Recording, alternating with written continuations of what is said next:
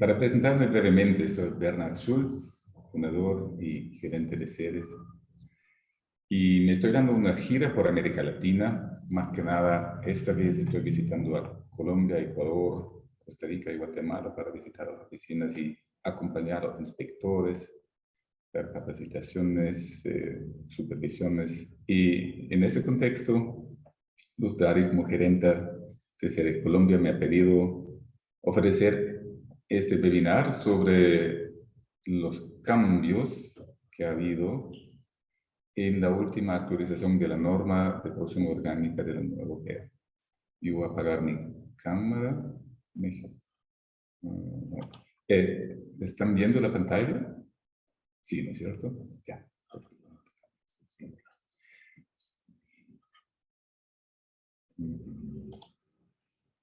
Listo. En esta conferencia que voy a dar, yo me voy a enfocar en los cambios relevantes para productores. La norma tiene muchos cambios, pero yo seleccioné aquellos que son relevantes para los productores agrícolas, para procesadores y grupos de productores. Como aquí en Colombia prácticamente tenemos ningún cliente o muy pocos clientes que hacen recolección silvestre y muy pocos clientes en ganadería, no voy a topar estos alcances en este seminario.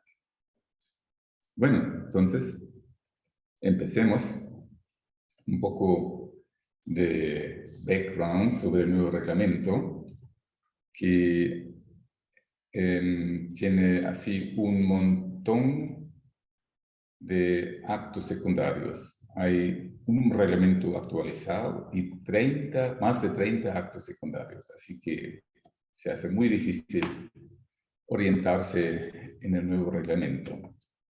El objetivo, porque han actualizado la norma, es de reforzar la integridad ecológica de la producción, porque se han dado cuenta que la norma estaba un poco floja en algunos aspectos relacionados a exigencias acerca de, por ejemplo, fertilidad del suelo, pero también un poco flojo o no suficientemente específico en lo que se refiere a procesos de inspección. Lo que es nuevo es que la norma o el reglamento establece las mismas reglas tanto para los operadores que tienen su sede en la Unión Europea como los que la tienen afuera. Antes siempre existía el concepto de que dentro de la Unión Europea hay que aplicar la norma tal cual como está escrita y fuera se lo puede aplicar de una forma equivalente y eso ya murió. Aplica para todos. Y las normas para certificación de grupos se integraron al reglamento por primera vez, lo que tiene una repercusión, disculpen, fuerte sobre todos los grupos de productores, no todos, pero sobre muchos grupos de productores de pequeños productores en el mundo, especialmente los grupos que tienen muchos miembros se van a ver bastante afectados, pero ahí entraremos enseguida.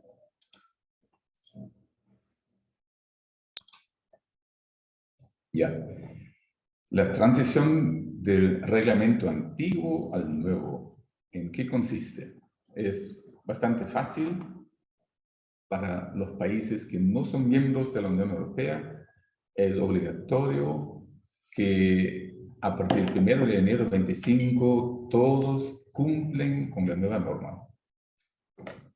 Quiere decir, si alguien quiere vender un producto orgánico a Europa el 2 de enero de 2025, tiene que comprobar que él tiene un certificado vigente bajo la nueva norma. Y para evitar doble auditoría es en el 2024, porque ustedes saben que la vigencia de los certificados nuestros suele ser de un año. Entonces, los certificados que emitimos en el transcurso del 24, todos las cuales tienen vigencia que pase el 1 de enero de 2025, ya tienen que estar certificados bajo la norma nueva. Si no, tendríamos que hacer 2 auditorías en el 24, una bajo la norma antigua y otra bajo la norma nueva, para que ustedes a partir del 1 de enero 25 no queden desamparados.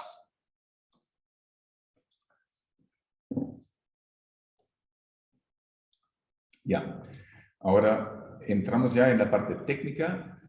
Yo he empezado con aquellos puntos que tienen que ver tanto con producción agrícola como con procesamiento, como con grupos. Son los puntos que aplican para todos los 3 alcances. Respecto a agentes de limpieza y desinfectantes, va a haber una lista restringida de productos de limpieza y desinfección que se puede usar en áreas de procesamiento y almacenamiento, pero que todavía no existe. Está previsto que se la va a publicar al inicio del año que viene.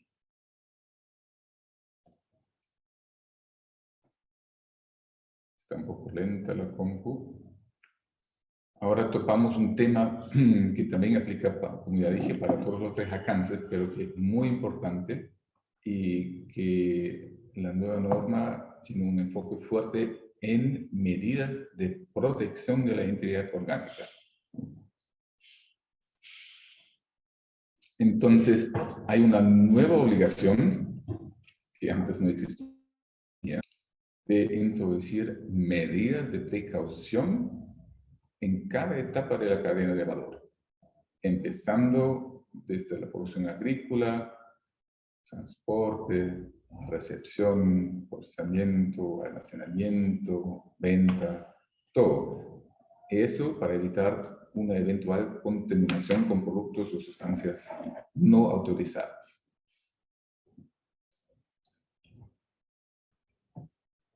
Dice que esas medidas tienen que ser proporcionadas y apropiadas.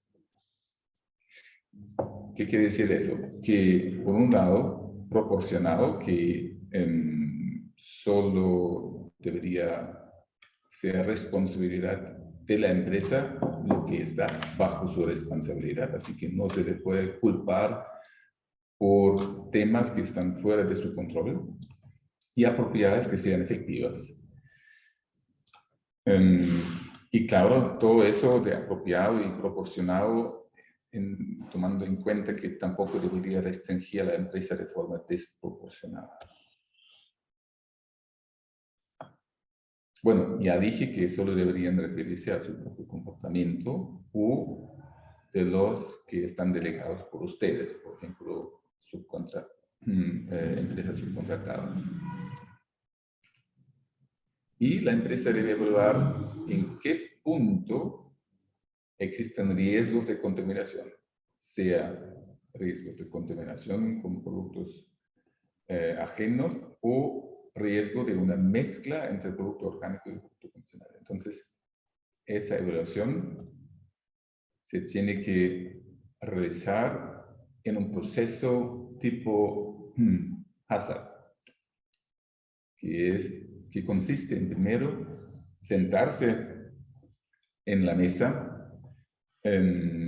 revisar los procesos que uno aplica y identificar aquellos riesgos relevantes de contaminación.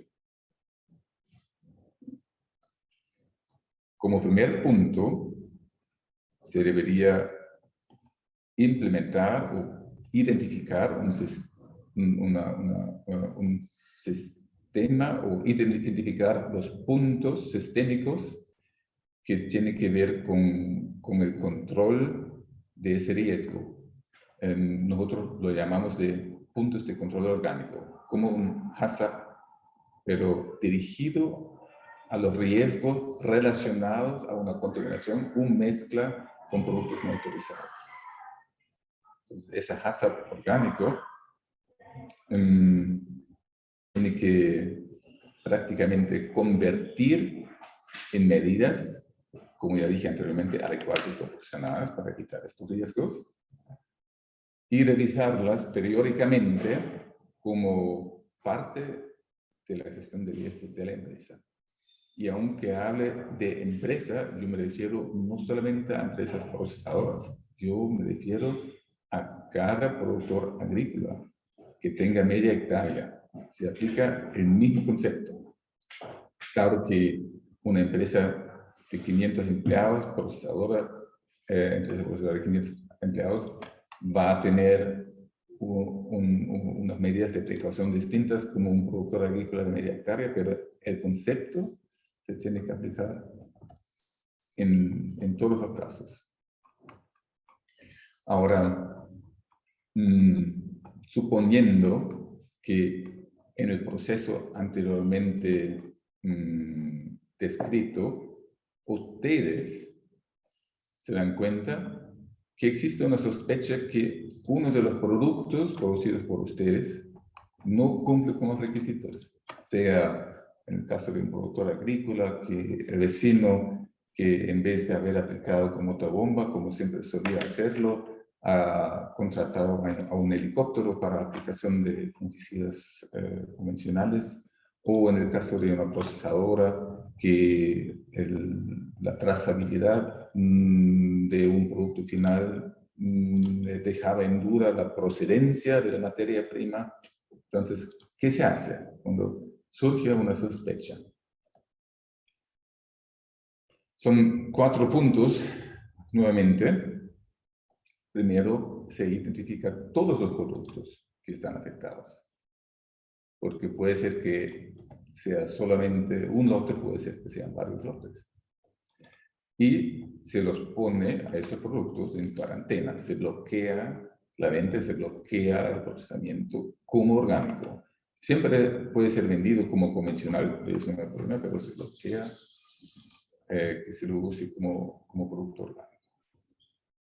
Ahí comienza el proceso de investigación y se verifica si esa sospecha está justificada o no. Y caso que sí, entonces hay que tomar las medidas respectivas de dar de baja al lote en orgánico y venderlo convencional, y informar al organismo de control, informar a CERES. Es una obligación. Y si nosotros nos damos cuenta en la auditoría anual que ha habido una baja de un lote por razones cualquiera que sean, y ustedes no nos han informado, tenemos que ponerles como una conformidad. La información al órgano de control es mandatorio. Nosotros, mejor que nos informen, porque nos da más confianza que su sistema de gestión del HACCP orgánico que tiene implementado realmente esté funcionando. Así, una notificación, que no lo entiendan mal, la notificación nos da más confianza y no menos. Ya, con eso ya se terminan los puntos de cambios relevantes que aplican para todos los 3 alcances. Y vamos a los cambios relevantes para la producción vegetal. Como resumen corto, les puedo avisar que no ha habido muchos cambios, así, por lo menos no eran sustanciales. Sin embargo, las pocas que ha habido las vamos a resumir ahora. Y una de ellas es que, bueno, empecemos al revés. Ustedes seguramente se recuerdan que para el uso de semillas, siempre deberían usar semillas orgánicas.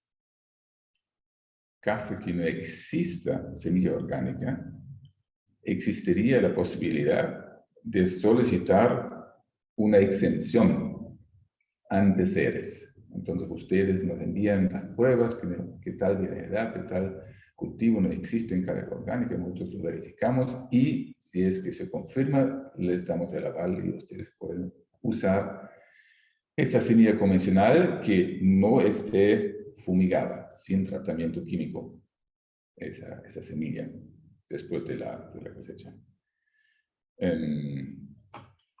Y ese concepto antes no se aplicaba a material de multiplicación vegetativo. Y ahora el cambio es que se aplica el mismo concepto que antes ya existía para semillas, se continúa, y ahora se incluye el material de propagación vegetativo. Esquejes, por ejemplo. ¿Ya? Es un cambio chiquito. Ya, las medidas de precaución ya las mencionamos. Y ha habido una actualización del estado de los insumos permitidos, que consiste en, se ha agregado el uso de quitosano,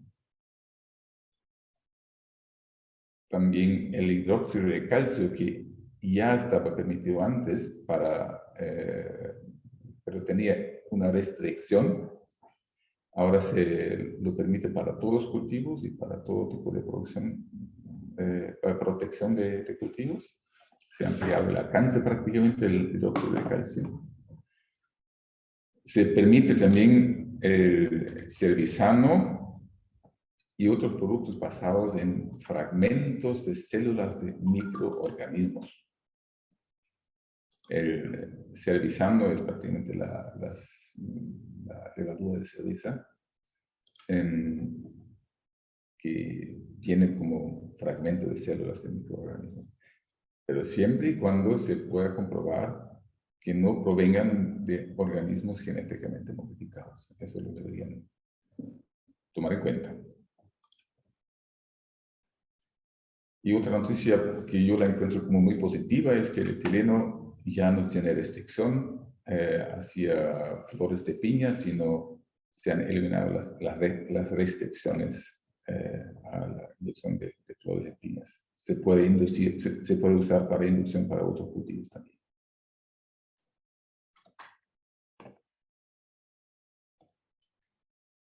Ya, el famoso tema del reconocimiento y del manejo previo siempre ha sido un tema y va a seguir siendo un tema de discusión. Lo bueno es que el reglamento ahora ya ha establecido unas pautas que antes no existían, así que entre las diferentes certificadoras,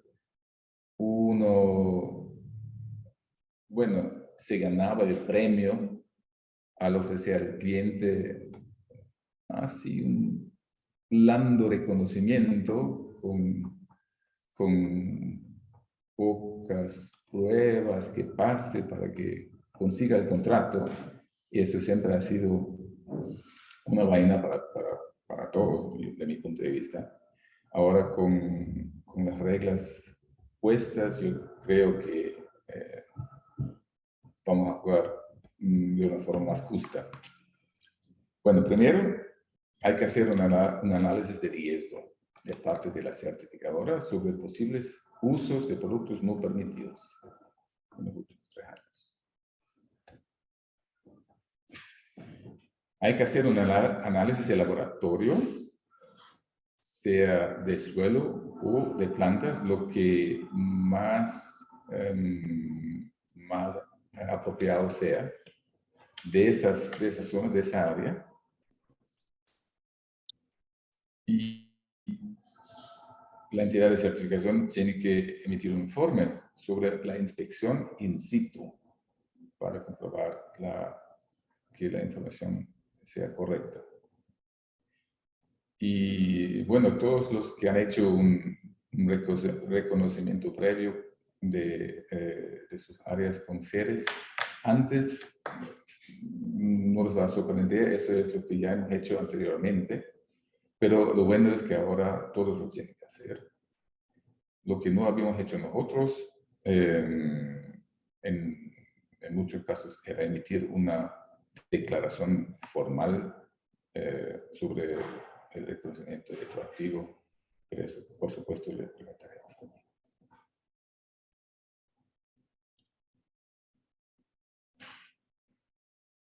Ya, con eso ya terminamos los cambios claves para producción agrícola. Sí, como han visto, han sido pocas cosas nomás. Y seguiremos con los cambios importantes para el procesamiento de alimentos orgánicos. Nanomateriales. Es un tema novato, tal vez no tan novato, pero más o menos novato. Y el reglamento se ha posicionado claramente y dice que excluye el uso de nanomateriales. ¿Qué son esos nanomateriales de ingeniería? Hay un reglamento, aparte del reglamento orgánico, un reglamento general de la Unión Europea sobre nanomateriales de ingeniería, y allá dice como definición que ese nanomaterial de ingeniería son nanomateriales artificiales, no son polvitos naturales como harina que se da o otros polvos, sino son nanomateriales artificiales que tienen un tamaño inferior a 100 nanómetros y que esté compuesto por partes funcionales que también son muy pequeñas, que cumplen con una función en su superficie y que por eso, como pueden ser aglomerados, también pueden superar el tamaño de 100 nanómetros si son aglomerados. Pero se conservan las propiedades características de la nanoscala. Eso es la definición de nanomaterial artificial de ingeniería. Entonces, lo que sí es importante mencionar es que no se incluyen en esa prohibición los nanomateriales naturales o accidentales, por ejemplo, fracciones de harina, carbonatos. Esto puede ser relevante cuando se utilicen aditivos, coadyuvantes, como por ejemplo el dióxido de silicio, que es un polvo fino, súper fino. Pero esto se puede seguir usando. Y ahora, respecto a la definición que hemos revisado anteriormente, se debe presentar una aclaración y confirmación por parte del fabricante del material usado de que no cumplen con la definición del nanomaterial artificial. Si es que algún aditivo, algún material usado en la fabricación puede ser nanomaterial, entonces eso hay que chequear con el fabricante de ese material.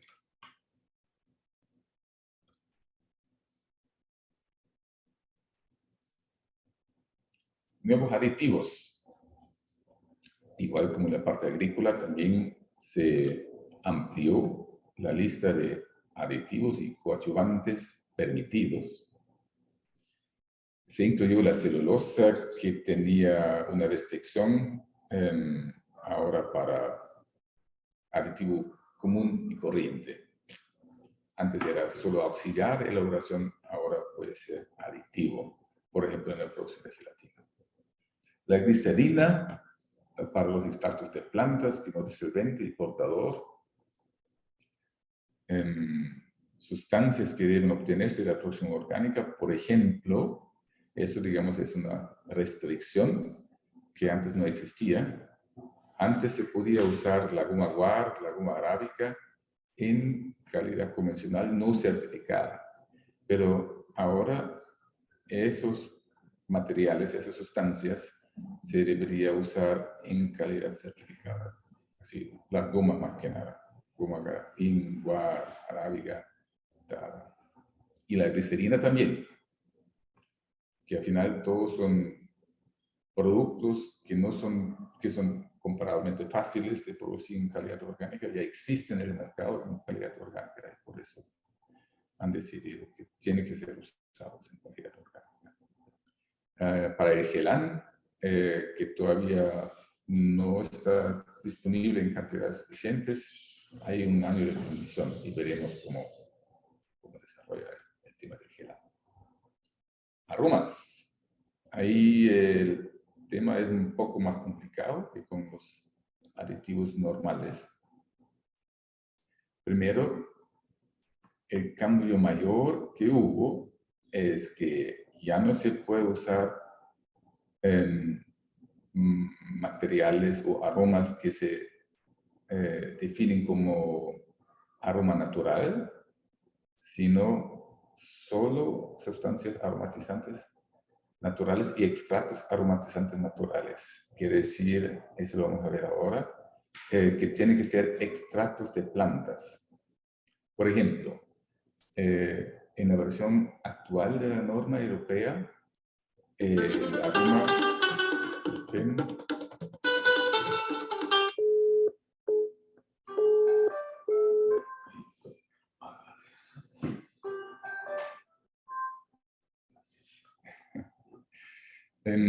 En la versión actual de la norma, el aroma de la fresa, por ejemplo, es fabricado a base de acerrín y microorganismos. Y eso futuramente ya no será posible. Eso ya no será posible porque se tiene que usar extractos de aquella fruta que se quiere usar como aroma. Entonces, un aroma de fresa tiene que estar extraído de la fresa, por ejemplo, y ya no un extracto de un producto fermentado, de un azarín fermentado con una cepa de microorganismos.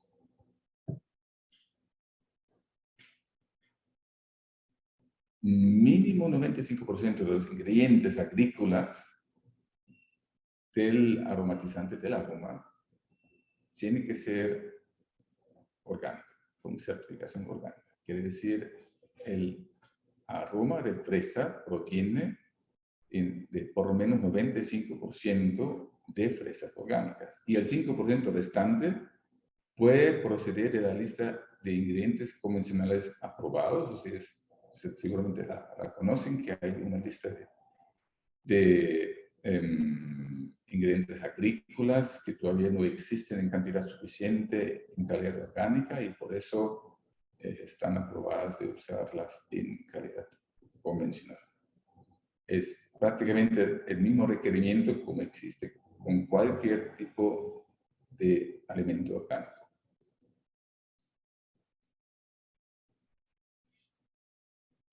Sí, tanto los ingredientes como los aditivos permitidos en los aromas están, según la ley de aromatizantes general en la Unión Europea, si están usados con el propósito tecnológico de los aromatizantes, están permitidos. Eso solo referente a los aditivos y los coadyuvantes tecnológicos que necesita usar en la fabricación del aromatizante, del aroma.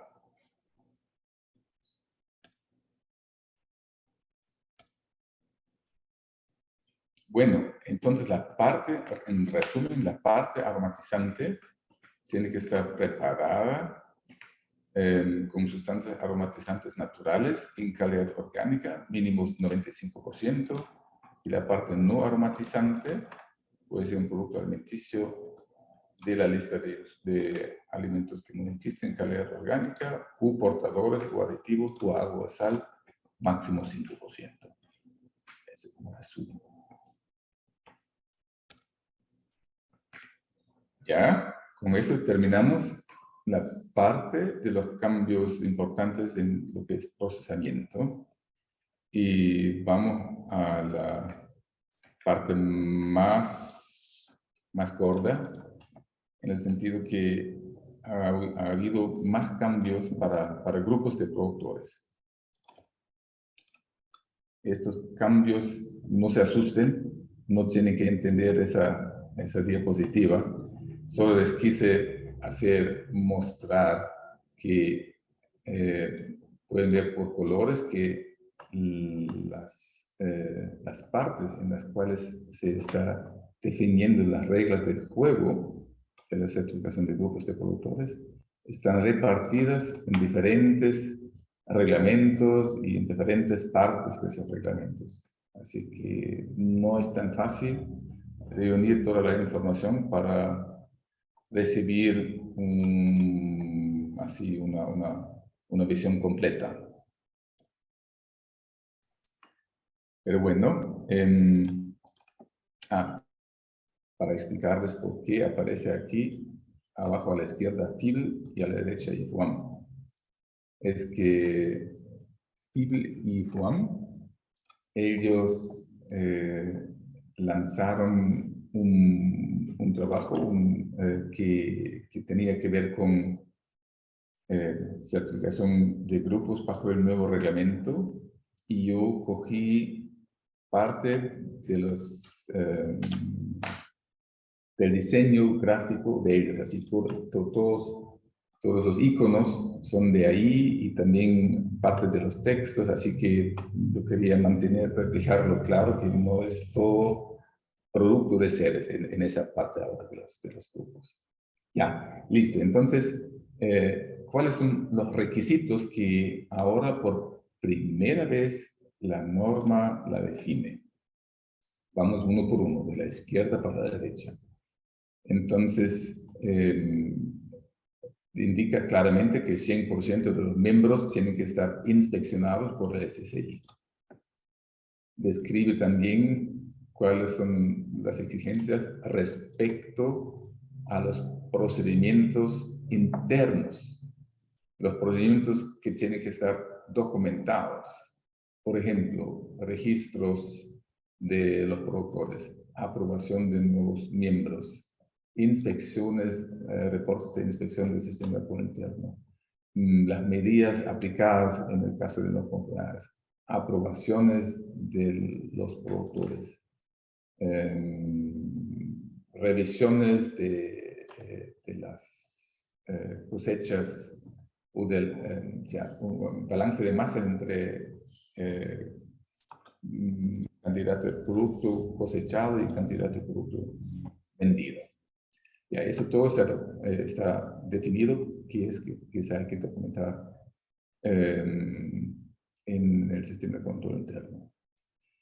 También la gestión de incumplimientos, eso deja bien claro que el sistema de control interno tiene que avisar a la certificadora cualquier miembro que esté suspendido o desertificado. Eso también entra en inspecciones. Entonces, si nosotros terminamos la inspección hoy y venimos de aquí a un año, y en mayo de este año, ustedes, a base de la inspección interna que han hecho, van a sacar a un productor, deberían informarnos. Define también que tiene que haber un directorio del sistema de control interno y inspectores internos. Indica que se tiene que formar, capacitarlos anualmente, que hay que supervisarlas y evaluar la calidad de su trabajo. Hay que llevar toda la trazabilidad y control de flujo de productos, y la documentación sobre el trabajo y el resultado del sistema de control interno, como por ejemplo la lista de miembros, informes de inspección, otros registros diversos, todo tiene que estar ahí disponible, incluyendo también las evidencias de las formaciones anuales de los productores agrícolas. Entonces, eso también es una exigencia nueva. Ahora vamos más en detalle. Un tema que le va a afectar a algunos grupos de productores es que la Unión Europea ha definido un tamaño máximo del área cultivada bajo manejo orgánica del productor. Y ese tamaño máximo suele ser de 5 hectáreas, pero si el productor tiene más de 5 hectáreas, pero factura menos de 25.000 euros en sus ventas con productos orgánicos, también se le puede reconocer como pequeño productor y mantenerle en el grupo de pequeños productores. Eso ahí indica la fuente en donde dice eso. Ahora, como ejemplo, para cómo comprobar que el tamaño de las explotaciones define que un productor sea reconocido como pequeño productor o no. Entonces, si el hectáreaje es menor de 5 hectáreas, automáticamente es elegible para ser miembro del grupo y está cubierto con esa certificación grupal. Ahora, si se pasa de los 5 hectáreas, se chequea el volumen de negocio en producción orgánica. Si se pasa, no es elegible como miembro y tiene que certificarse como productor individual. Si no se pasa, si da facturación como productor orgánico menos de 25.000 euros, entonces sigue siendo elegible. Entonces, en caso que no sea elegible,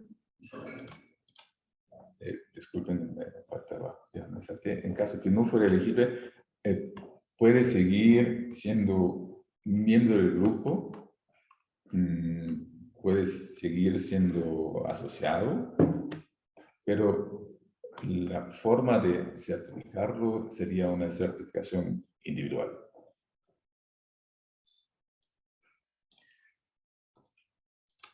La Unión Europea también ha definido un tamaño máximo de un grupo de productores. Como pueden ver acá abajo, 2.000 productores por grupo, no puede ser más. Y, importante, cada grupo necesita tener personalidad jurídica. No puede ser un grupo informal. Tiene que tener personalidad jurídica. Y considerando que eso puede tomar su tiempo y considerando que nosotros a partir de octubre de este año ya vamos a tener que auditarlos bajo estas nuevas exigencias, y ya no queda mucho tiempo para aquellos grupos que todavía no han sacado personalidad jurídica.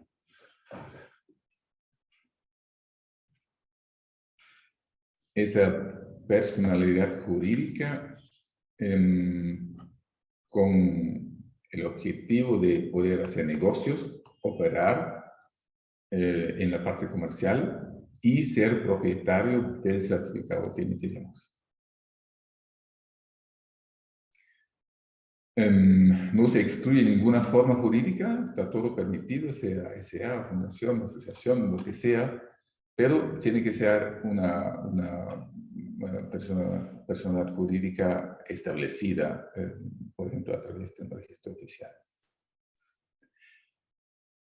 Otra nota aparte, con eso se cumple con la exigencia del artículo 36, que dice que el grupo tiene que estar compuesto por miembros que sean agricultores.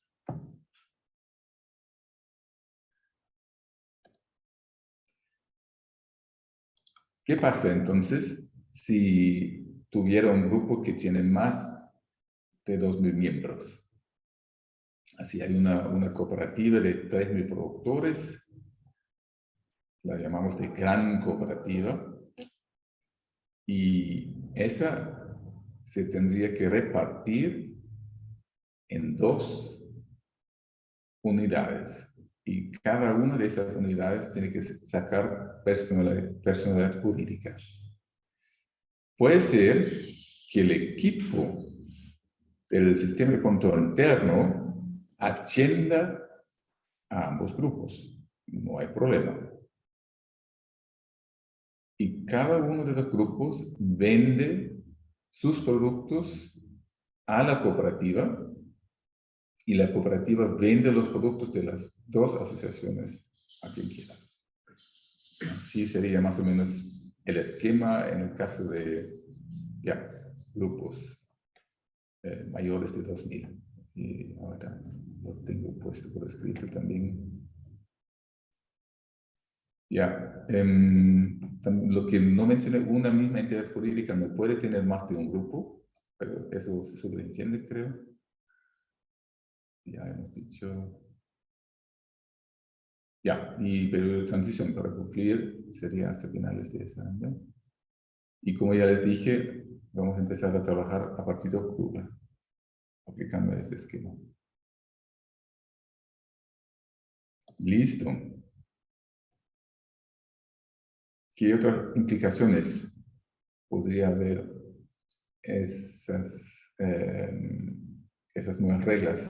Que los grupos organizados por procesadoras y exportadoras que no tienen personalidad jurídica propia, ya se no los puede atender.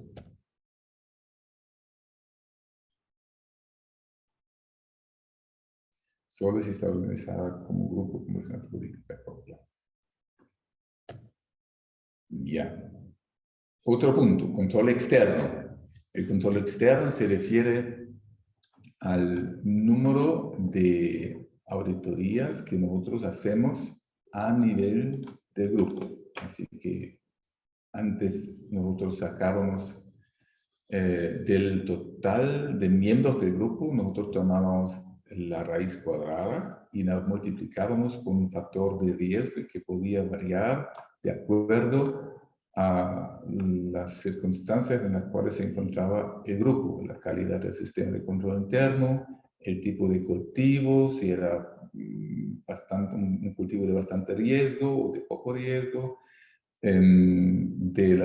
si había mucha distancia entre los diferentes miembros de los grupos, así que era difícil de mantener la supervisión, etcétera, etcétera. Tomando esos criterios, aplicamos un factor de riesgo, lo multiplicamos por la raíz cuadrada y ya nos sacó el número de muestras de productores muestreados. Y eso ahora la Unión Europea ha definido que tenemos que inspeccionar como mínimo el 5% del total de miembros. Y mínimo 10. Si el 5% fuera menos de 10, entonces... ¿Eso qué quiere decir? Que grupos que con pocos miembros se van a ver favorecidos comparado con el sistema que nosotros anteriormente aplicamos, y grupos con muchos productores se van a ver desfavorecidos, porque tenemos que hacer mucho más inspecciones. Pónganse el caso de un grupo de 1.000 productores o, digamos, 1.600 productores, porque es más fácil de calcular. 1.600 productores. Antes nosotros aplicábamos la raíz cuadrada, 40 multiplicado por un factor de riesgo, digamos 1.2, ya sean 60 en total. Y ahora el 5% de 1.600, 5%, 5 veces, ya sería 90, sería considerablemente más. El 5 sería 80. 80, 90, sí, tienes razón. Bueno, entonces aumentará el número de reinspecciones para los grupos que tienen más de 400 miembros. Tiene el efecto más fuerte sobre los grupos grandes. Otro punto es que tenemos que hacer 100% de control sobre los centros y unidades de compra, centros de acopio y unidades de compra. No un porcentaje, sino todos aquellos tenemos que visitarlos. Y tenemos que hacer más controles de sorpresa, más inspecciones de sorpresa sobre los grupos, mínimo 10%.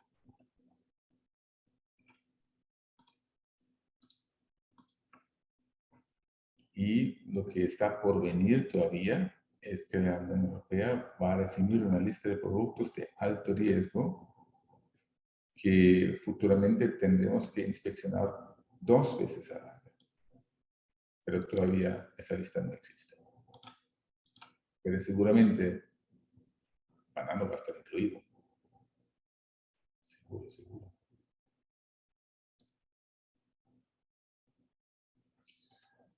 Otro punto importante es que nosotros estaremos obligados a tomarles muestra de análisis de residuos, y eso será el 2%. Mínimo 2%. Dicen que la debemos tomar considerando un análisis de riesgo y considerando también las diferentes fases de producción, preparación y distribución. Así que no solo en campo, no solo en procesadora, no solo en almacén, sino de todo. Nosotros, bueno, solemos mezclar el material de hasta 5 diferentes productores en la misma muestra. Cada muestra va por separado. Enviamos las 5 muestras separadas al laboratorio. El laboratorio mezcla una parte de esas 5 muestras para hacer una muestra, para analizar una muestra mixta. Si es que no salen residuos, todo bien. Las demás muestras simplemente se las guardan. Si es que salen residuos, ahí tienen las contramuestras con ellos y hacen análisis individual de cada una de las 5 submuestras. Bueno, pero aunque nosotros podemos mezclar ese material de hasta 5 productores en la misma muestra, es probable que los grupos tengan mayores costes por el análisis de residuos y que también mayores costes porque se va a extender el tiempo de auditoría por tomar tantas muestras.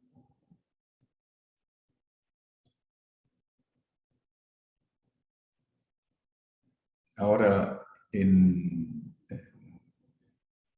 la parte de las reglas de la certificación de grupos, también se ha definido cuál es la implicación caso que el sistema de control interno falle. Ahí les he puesto una citación. Dice en el artículo 36.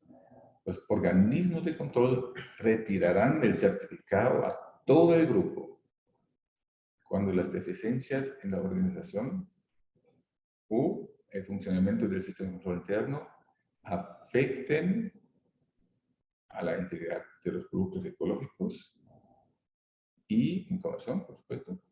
En particular, cuando no se detecten o aborden los incumplimientos por parte de los miembros individuales del grupo. Quiere decir, cuando el sistema de control interno no detecta las no conformidades realizadas por los productores. Ahí nosotros estaremos en la obligación de suspender el certificado. Y no solo nosotros, porque nosotros siempre lo hicimos así, pero todos. Ya.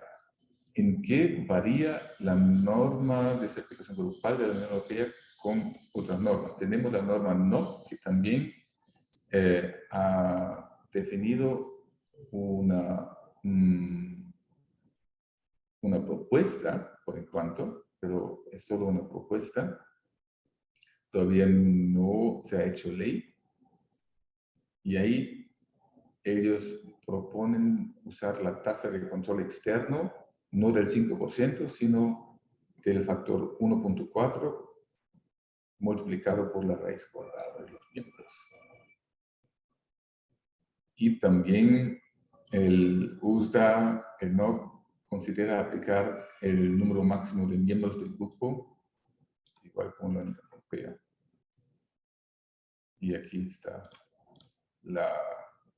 el link hacia la propuesta del NOC. También existen normas que no son orgánicas, sino normas que tienen que ver con producción sostenible, como por ejemplo Rainforest Alliance o Global Gap. Y ellos también tienen reglas definidas en la certificación grupal, y respecto a la tasa de control, los dos aplican la raíz cuadrada. Y respecto al número máximo de miembros, ellos no tienen ninguna limitación.